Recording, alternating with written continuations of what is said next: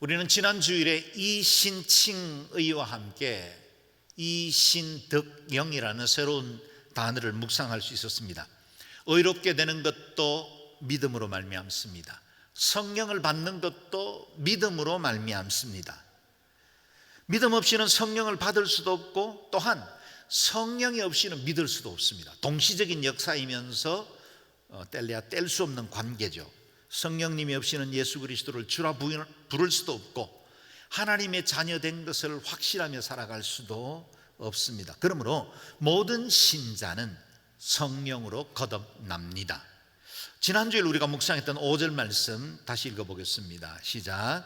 하나님께서 여러분에게 성령을 주시고 여러분 가운데서 능력을 행하시는 것이 여러분이 율법을 행하기 때문입니까? 아니면 복음을 듣고 믿기 때문입니까? 아멘. 질문의 답은 분명해지죠. 우리는 복음을 듣고 믿음으로 성령도 받았고 의롭게 되었습니다. 그러므로 이 성령으로 의롭게 된 자들은 아브라함처럼 그 복 전하며 살아야 할 사명을 가졌다는 겁니다. 지난 주일 설교의 결론이기도 했죠. 14절 말씀 읽어봅니다. 시작. 이는 아브라함의 복이 그리스도 예수 안에서 이방 사람에게 미치게 하고 우리도 믿음으로 성령의 약속을 받게 하기 위함입니다. 아멘. 우리는 아브라함의 복을 이어받은 자이고 아브라함에게 약속된 그 언약을 따라 우리도 열국을 위한 축복의 통로가 되어야 한다. 그래서 아브라함에게 너는 복이 될지라 You will be a blessing. 네 자신이 복이다 라고 말씀하신 것처럼 예수 그리스도를 구주로 믿고 우리가 거듭나는 순간 우리는 우리 자신이 복입니다. 그래서 우리가 가는 곳이 복되어야 하고 우리를 만나는 사람들이 복을 받게 합니다. 우리는 축복의 통로입니다. 오늘 본문은 이와 같이 우리가 받은 이 복과 4,000년 전 아브라함이 받았던 그 언약의 복, 그것이 어떻게 연결되었는지, 그 어떤 파이프라인이 있었는지를 설명해 주는 말씀입니다. 15절에서 18절까지 길지만 같이 읽어봅니다. 시작. 형제들이여, 내가 사람의 예를 들어 말합니다. 사람의 언약이라도 한번 맺은 후에는 아무도 그것을 무효로 하거나 덧붙일 수 없습니다. 하나님께서 아브라함과 그의 자손에게 약속을 주실 때 여러 사람들을 가리켜 자손들에게라고 하지 않으시고 오직 한 사람을 가리켜 내 자손에게라고 하셨는데 이는 곧 그리스도십니다. 내가 말하고자 하는 것은 이것입니다. 430년 후에 생긴 율법이 하나님에 의해 미리 정해진 언약을 무효화해 그 약속을 취소할 수 없다는 것입니다. 만일 유업이 율법에서 난 것이라면 그것은 더 이상 약속에서 난 것이 아닙니다. 하나님께서는 은혜로 약속을 통해 아브라함에게 유업을 주셨습니다. 아멘. 하나님께서는 은혜로 약속을 통한다는 말은 파이프라인이라는 뜻이죠. 아브라함의 복과 우리의 복을 연결하는 파이프라인이 무엇입니까? 바로 율법 이전에 주어진 하나님의 언약, 그것이 우리에게 그 복을 이어가게 하셨다라는 겁니다. 변치 않는 하나님의 언약이 4,000년이라는 긴 시간을 관통해 오는 동안 예수 그리스도 그 갈보리 십자가 사건을 통해 온 열국에 이제는 그 복을 증거할 수 있도록 우리에게까지 임하게 되었다라는 겁니다. 그러므로 본문에서 반복적으로 언급되는 두 개의 단어에 주목해 보셔야 합니다. 바로 율법과 언약, 약속이라는 말입니다. 이 두 단어를 나무와 숲이라는 비유를 들어서 설명을 해보겠습니다. 유대 율법주의자들의 가장 큰 맹점은 율법이라는 나무에 대해서 너무 깊이 묵상하고 연구하는 나머지 그 나무들이 이루고 있는 언약의 숲을 보지 못한 것이라는 겁니다. 유대주의자들은 시내산 율법이란 나무 한 그루를 너무 깊이 연구하느라 그 나무가 거대한 숲 속에 존재하고 있다는 사실을 잊어버린 것입니다. 시내산에 골몰한 나머지 갈보리산이 보이지 않은 것입니다. 바울은 그들의 눈을 열어주기 위해서 사람의 예, 곧 우리의 상식선 안에서 이해할 수 있는 한 가지 예를 들어 주었습니다. 사람의 언약이라도 한번 맺은 후에는 아무도 그것을 무효로 하거나 덧붙일 수 없습니다. 사람의 언약이라도, 사람의 예죠, 그 언약이라도 한번 맺은 후에는 아무것도 그것을 무효로 할 수 없다는 말씀입니다. 언약을 가르치는 헬라어 디아데케는 두 가지 의미를 가지고 있습니다. 하나는 계약, 또 하나는 유언입니다. 당시 디아데케는 단순한 약속을 가리킬 뿐만 아니라 유언이나 유언장을 의미하는, 다시 말해 무겁게 사용하던 단어 중에 하나라는 겁니다. 살아있는 사람들 사이에 약속도 얼마나 중요합니까? 우리가 사람들 사이에 또 거래하는 거래선 사이에 계약을 맺을 때 그 계약은 얼마나 중요합니까? 어떤 법적인 판단을 할 때는 거기 남아있는 계약이나 약속들이 굉장히 중요하게 법적인 판단을 이루게 만들죠. 더구나 유언은 그 누구도 바꿀 수가 없습니다. 고인이 살아있을 동안에 유산 상속에 관한 유언을 하고 그것을 공정을 받아 놓으면 자녀들 중에 어떤 이들은 그것이 만족스럽지 않다 할지라도 그것은 변개할 수 없는 것입니다. 하나님께서 아브라함에게 주신 변치 않는 언약이 무엇입니까? 그것이 바로 우리가 지난주일 묵상했던 본문 그대로입니다. 제가 읽을 때 한번 말씀을 잘 보십시오. 이와 같이 아브라함도 그가 하나님을 믿었더니 이것이 하나님께 의로 여겨졌다라고 했습니다. 그러므로 여러분은 믿음에서 난 사람들이 바로 아브라함의 자손임을 아십시오. 성경은 하나님께서 믿음으로 인해 이방 사람을 의롭다고 인정하실 것을 미리 알고 먼저 아브라함에게 복음을 선포했습니다. 모든 이방 사람이 네 안에서 복을 받을 것이다. 아멘. 아브라함이 하나님께로부터 의롭다고 인정받은 그 언약이 이어지는 모든 세대들에게 예수 그리스도를 통해서 완성되었고 예수 그리스도를 구주로 믿는 모든 사람들에게 이루어질 언약이 되었다라는 겁니다. 이 분명한 하나님의 언약은 430년 후에나 주어진 모세의 율법으로 무효화하거나 그게 무엇을 덧할 수 없다는 겁니다. 거기다 율법이나 할례 그 무엇을 더해서는 안 됩니다. 오직 믿음으로 말미암는 의다라는 겁니다.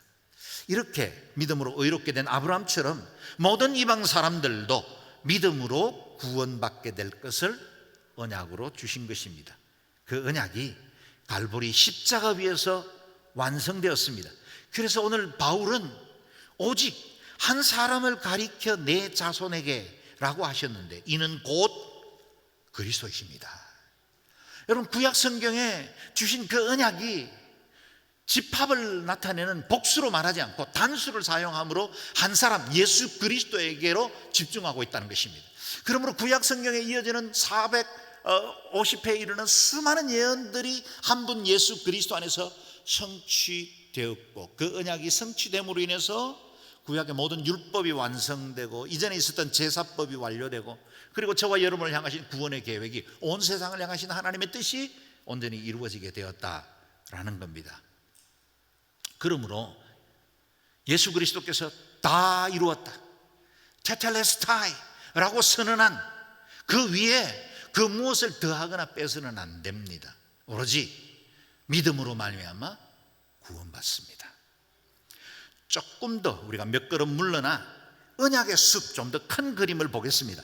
하나님은 첫 인류인 아담과 하와가 불순종해서 타락한 직후부터 여인의 후손이 뱀의 머리를 밟을 것이라고 말씀하시고 아담에게 지어준 그 치마에 흘린 피 그것을 통해서 마지막 회복의 보혈 예수 그리스도의 언약의 피를 설명해 주셨습니다. 이스라엘이라는 한 민족 공동체를 통해 그 언약을 이어가게 하시고 그 언약이 어느 날 예수 그리스도 안에서 완성되었습니다. 그러므로 구속의 역사를 몇 개의 단어로 정리할 수 있습니다. 창조, 타락, 그리고 구원, 그리고 새 창조입니다. 아무리 긴 역사를 할지라도 모든 역사는 이 짧은 4개의 단어 안에서 정리됩니다. 이것이 인류를 향한 하나님의 마스터 플랜, 곧 언약의 숲이 해당됩니다. 이 하나님의 거대한 언약의 숲을 알았던 사도 바울은 선언하죠. 이는 만물이 주에게서 나오고 주로 말미암고 주에게로 돌아갑니다. 온 세상의 천지 창조가 주님으로부터 비롯되었습니다. 그리고 지금도 만물을 통치하시고 다스리시는 하나님이십니다. 그리고 어느 날 이 모든 만물은 하나님의 때에 주님께로 돌아가게 될 겁니다. From Him, through Him, to Him.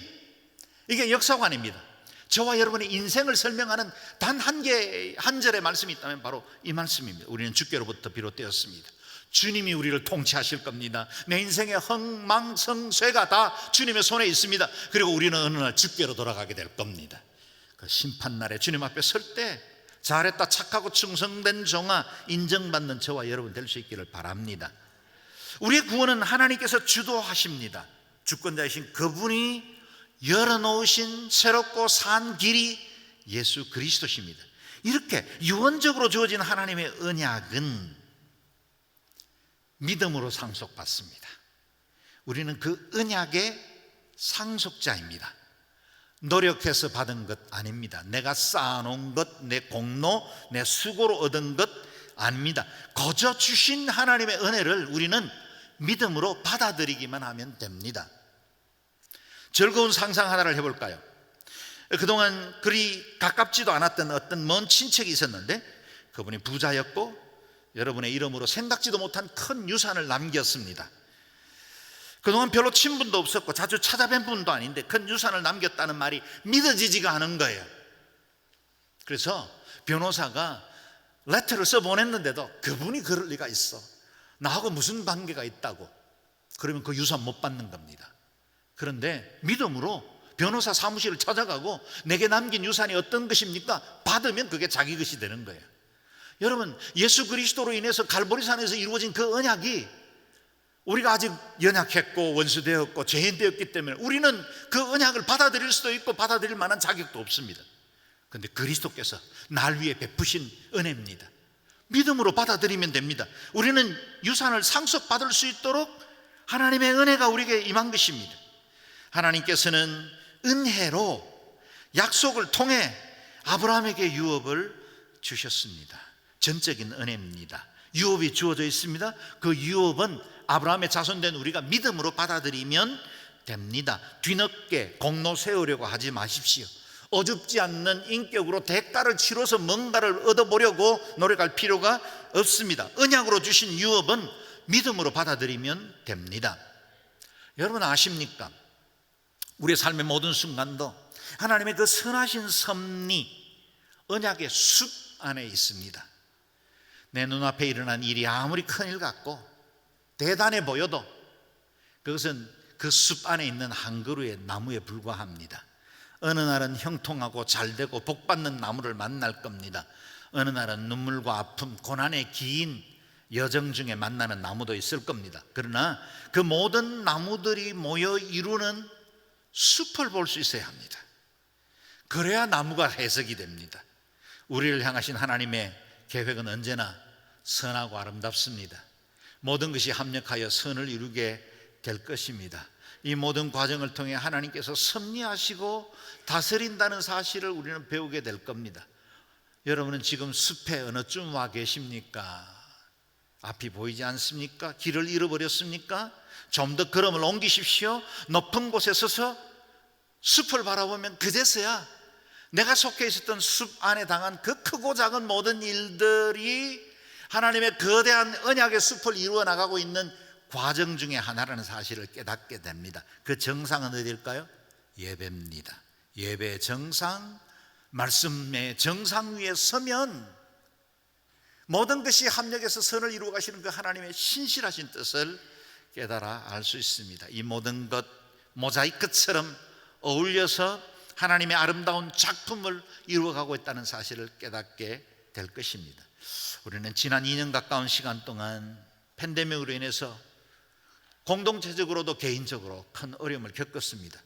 지금은 해석이 다 안 됩니다. 무슨 원인인지 무슨 일들 때문에 이 일이 일어났는지조차 말하기가 조심스럽습니다.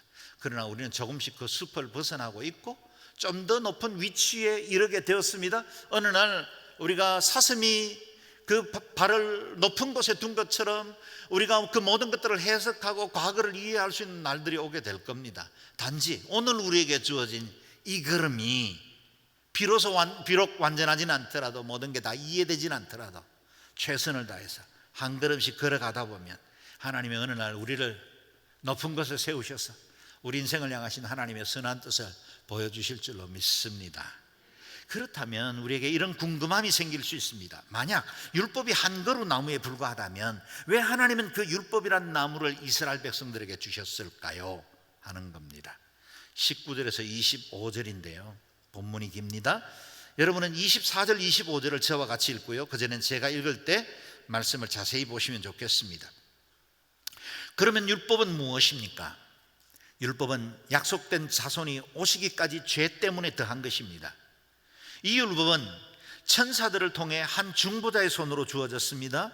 그 중보자는 한 편만 위한 중보자가 아닙니다. 그러나 하나님은 한 분이십니다. 그러면 율법이 하나님의 약속과 상반되는 것입니까? 결코 그럴 수 없습니다. 만일 율법이 생명을 줄 수 있는 것으로 주어졌다면 분명히 의인은 율법에서 났을 것입니다. 그러나 성경은 모든 것을 죄 아래 가두었습니다.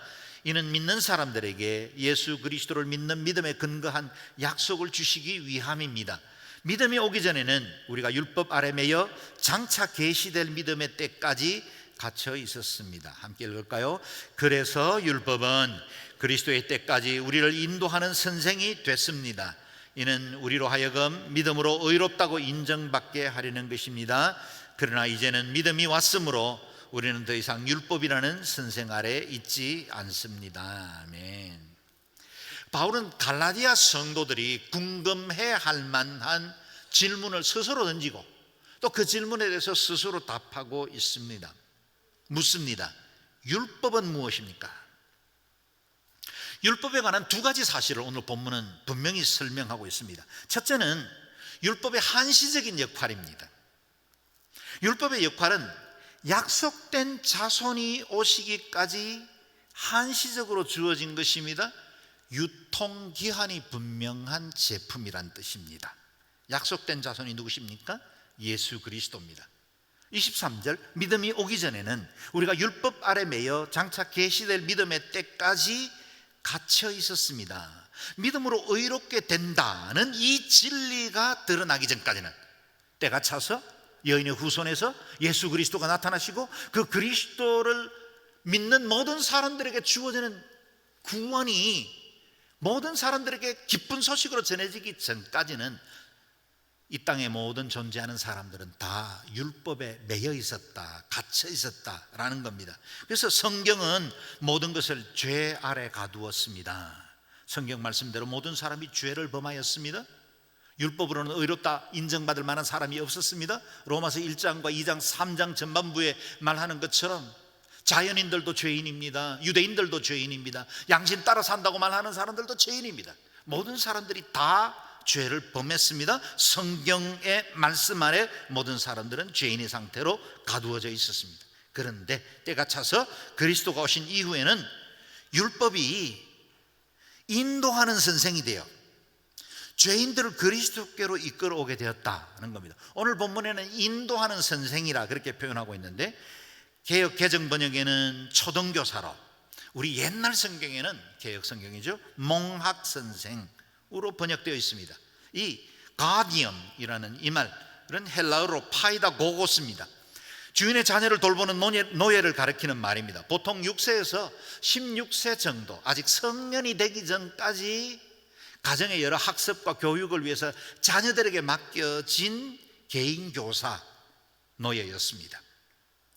파이다고고스는 가정의 예법을 가르치기도 하고 자녀들이 학교에 오갈 때 인도하고 지켜주는 보호자 역할도 했습니다. 비록 주인의 아들이었지만 이 파이다고고스 밑에 있을 때에는 가르침을 위해서 책망도 하고 훈계도 하고 때로는 매질도 할 수 있었다고 합니다. 그러나 주인의 아들이 16세가 되어서 성인이 되면 그때는 그동안의 모든 자신의 역할들을 내려놓고 그 주인의 권위 아래로 돌아가야 했습니다. 율법의 역할이 파이다고고스입니다. 한시적으로 돌보는 일을 맡은 겁니다. 한시적으로 짐승제사를 통해서 하나님 앞에 죄책감을 용서받을 수 있는 기회를 얻게 된 것입니다. 그러나 이제는 믿음이 왔으므로 우리는 더 이상 율법이라는 선생 아래 있지 않습니다. 그럴 이유가 없다는 겁니다. 이제는 믿음의 주요 온전케 하시는 하나님의 아들 예수 그리스도께서 오셨습니다. 더 이상 옛 율법의 종로로 탈 필요가 없게 된 겁니다. 몽학 선생 아래 있지 않습니다. 우리는 본디 율법의 종이 아니라 주인의 아들입니다. 하나님의 자녀들입니다. 이제 때가 되었습니다. 믿음이 왔습니다. 이제는 우리는 나를 그동안 지배하려고 해왔고 가르치려고 했던 율법으로부터 자유케 된 것입니다. 그 권위 아래서 벗어나 이제는 아들의 신분, 언약의 자유자로 회복되게 된 것입니다. 잠시 맡겨진 몽학 선생을 부모로 착각하면 안 됩니다. 둘째로 율법의 기능에 관한 말씀입니다. 하나님께서 율법을 주신 이유는 인간의 죄된 속성 때문이다 라고 말씀하십니다. 죄 때문에 더한 것이다 그랬어요. 율법의 1차적인 기능은 죄를 드러내고 죄를 깨닫게 하는 데 있습니다. 로마서 3장 20절에 말씀하시죠. 율법의 행위로 그 앞에 의롭다함을 받을 육체가 없나니, 그 다음이 중요합니다. 율법으로는 죄를 깨달음이니라. 율법의 기능은 죄를 깨닫게 하는 것입니다. 거울 역할을 합니다. 오늘도 예배당에 오시기 전에 한두 번은 다 거울 앞에 서 보셨죠. 옷 매무새도 보았을 거고 메이크업 제대로 됐는지 자세히 거울을 들여다보기도 했을 겁니다. 거울은 우리를 깨끗게 못합니다. 옷 매무새를 새롭게 못합니다. 그러나 우리의 상태를 보여주죠. 또한 4장 15절에 율법이 없는 곳에는 범함도 없다 그랬습니다. 율법이 없으면 우리가 죄인이라는 사실조차 알지 못한다는 거예요. 거울 안 보면 내 얼굴에 뭐가 묻었는지조차도 모르는 것과 같습니다. 그러므로 율법은 우리는 죄인이며 스스로의 힘으로는 결코 의롭게 되거나 구원받을 수 없다는 사실을 리얼하게 보여주는 거울 역할을 한 것입니다. 로마서 7장에는 좀 더 자세하게 설명해 주는데요, 같이 읽어보겠습니다. 시작. 그러면 우리가 무슨 말을 하겠습니까? 율법이 죄입니까? 결코 그럴 수 없습니다. 율법에 비춰보지 않았다면 나는 죄를 알지 못했을 것입니다. 율법이 탐내지 말라고 하지 않았다면 나는 탐심을 알지 못했을 것입니다. 아멘. 그렇습니다. 우리가 율법이 있기 때문에 죄로 알게 되었습니다. 요즘 스쿨존을 지나갈 때는 속도를 30km 미만으로 속도를 낮춰야 합니다. 민식이법 이후부터 스쿨존 사고에 대해서 처벌이 강화되었습니다. 초과 속도로 달리면 내비게이션에서는 계속 속도를 낮춰야 된다고 알람을 울려주죠. 만약 스쿨존에 세워져 있는 속도 제한 표지판이 없었다면 그것이 교통법의 위반이라는 사실을 우리는 모르고 달렸을 겁니다. 이전에는 이면도로 50km, 60km로 달렸어요. 그러다가 스쿨존이 나타나면 30km 표지판이 나타나고 그것을 본 순간부터 우리는 속도를 줄여야 합니다. 만약에 속도를 줄이지 않으면 경찰에게 딱지를 맞거나 아니면 카메라에 찍힙니다. 그리고 나서 우리가 왜 범법했는지를 깨닫게 되는 겁니다. 율법이 있기 때문에 하나님의 뜻대로 살지 않는 것이 죄라는 사실을 우리는 깨닫게 된 겁니다. 그 때문에 율법은 죄를 억제하는 기능을 갖습니다. 율법을 범하였을 때 받게 될 처벌이 두려워 죄를 짓지 않으려고 노력하게 만드는 겁니다. 그러므로 율법이 하나님의 약속과 상반되는 것이 아니라 언약으로 이끌어주는 표지판 역할을 합니다. 죄의 삭은 사망이다. 이 명백한 말씀 때문에 우리가 죄로부터 벗어나기 위해 예수 그리스도를 찾게 된 것입니다. 율법에 정한 바대로 우리가 짓는 그 죄에 대해서 마땅한 대가가 있다는 사실 때문에 우리는 두려워합니다. 그 죄에 대해서 아파합니다. 그 죄에서 벗어나기 위해서 몸부림치지만 우리 스스로의 공로나 의로는 벗어날 수 없다는 사실을 알고 절망합니다. 좌절합니다. 그제서야 예수 그리스도를 믿는 믿음에 대한 그 고귀함을 알게 되는 거예요. 그래서 진짜 내가 예수쟁이가 되는 건 율법 앞에서 내가 얼마나 심각한 죄인인지를 깨달아야 알게 됩니다. 그렇지 않으면 교양 중에 하나가 돼요. 내가 이전에 다른 데서 클럽에 소속이 되고 여러 사람들과 교제하는 것처럼 신앙 공동체도 다 좋은 사람들이잖아요. 꽤 나이스하고 멋진 사람들이죠. 거기서 만나는 교제들 그룹의 일원이 되는 것 외에는 더 큰 의미가 없을 때가 많아요. 여러분, 우리가 얼마나 심각한 죄인이고 얼마나 구제받을 수 없는 완전한 타락의 존재인지를 하나님의 말씀 앞에 비춰봐야 돼요. 예수님 말씀하신 대로 여인을 보고 업력을 품은 자마다 이미 간음한 자라, 형제를 나가라고 말하는 자는 이미 지옥불에 떨어질 것이다 라고 말씀하시는 말씀 앞에 내가 좌절해야 돼요. 내가 꽤 괜찮게 살아왔는데, 그동안 양심껏 잘 살아왔고 사람들도 나 괜찮은 인간이라고 말하는데 내가 교회도 가니까 나는 더 좋은 사람이 되었다. 그게 아니에요, 여러분. 그건 복음 아니에요. 나는 구원 받을 가능성이 전혀 없습니다. 나는 철저한 죄인입니다. 스스로는 어찌할 수 없는 단계까지 왔습니다. 그제서야 구원의 빛이 하늘로부터 임하고, 거기서부터 임하는 그 구원의 은혜가 예수 그리스도 십자가 믿음으로 말미암는 구원이 되는 것입니다. 그래서 마틴 루터는 율법과 언약의 관계를 이렇게 명백하게 정리해 주었습니다. 율법의 기본적 요점은 인간을 향상시키는 게 아니라 악화시키는 것이다. 말하자면 율법은 인간의 죄를 폭로하고 그것을 깨닫게 함으로써 스스로 겸비하게 하고 두려워하게 하고 깨어지게 하고 부서지게 한 후에 그들로 하여금 은혜를 구하게 하고 마침내 복된 씨인 그리스도께로 나오게 한다.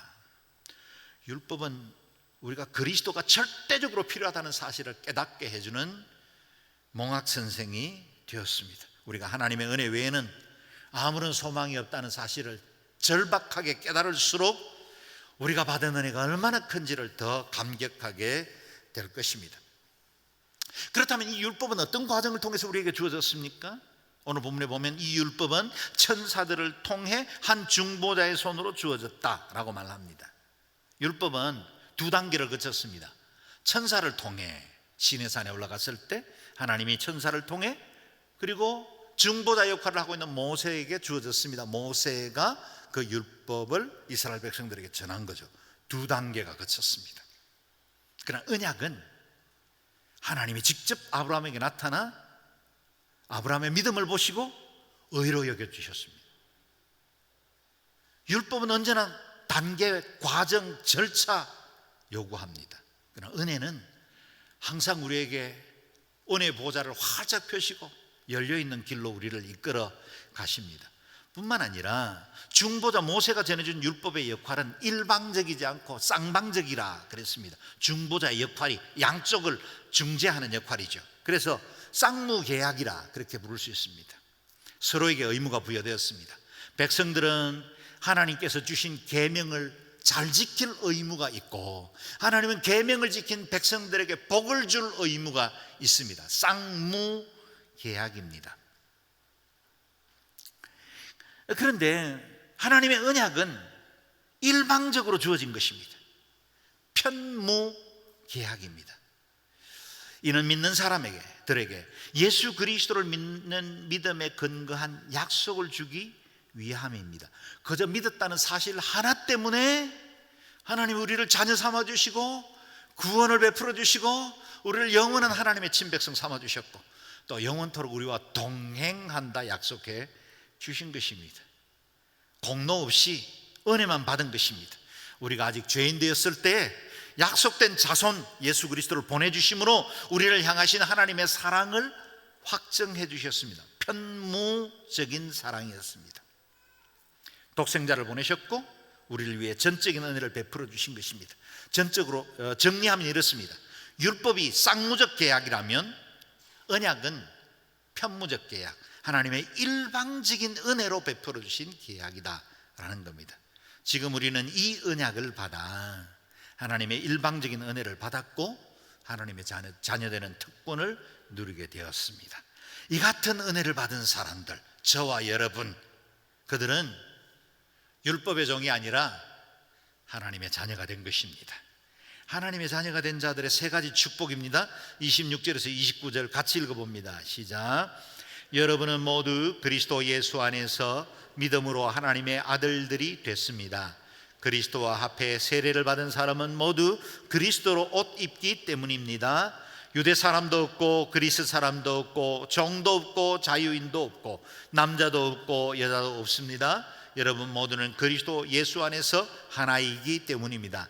만일 여러분이 그리스도께 속한 사람이면 여러분은 아브라함의 자손이요 약속을 따른 상속자입니다. 아멘. 믿음으로 의롭게 된 자들에게 주시는 세 가지 축복입니다. 첫 번째는 우리는 하나님의 자녀들이 되었습니다. 그럴 자격이 없었던 사람이지요. 지금도 우리 자신을 돌아보면 그럴 자격이 없다는 걸 진솔하게 고백하지 않을 수 없습니다. 그런데 그리스도 예수 안에서 믿음으로, 그리스도 예수 안에서 믿음으로 이 놀라운 은혜가 우리에게 임한 것입니다. 하나님 아들 예수 그리스도께서 나를 위해 대속의 십자가를 지신 것과 사흘 만에 부활하셨고 하나님의 영광스러운 보좌 우편에 앉아 계시고 다시 오실 것이라는 믿는 믿음을 가지면 전적으로 하나님의 은혜가 우리를 주장하시고 영원한 세계로 이끌 때까지 우리를 인도하시고 다스려 주십니다. 이 믿음을 외적으로 인치는 일이 세례입니다.